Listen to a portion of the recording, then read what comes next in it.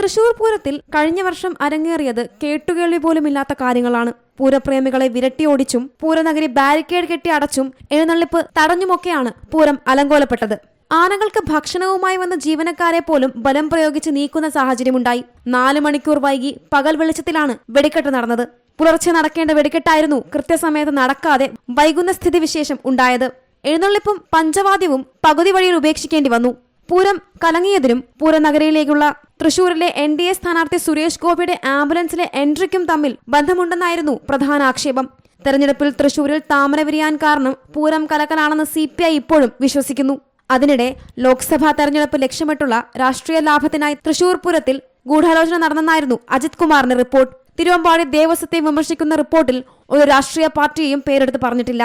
എന്നാൽ അജിത് കുമാറിനെ രൂക്ഷമായി കുറ്റപ്പെടുത്തി DGP റിപ്പോർട്ട് തള്ളി.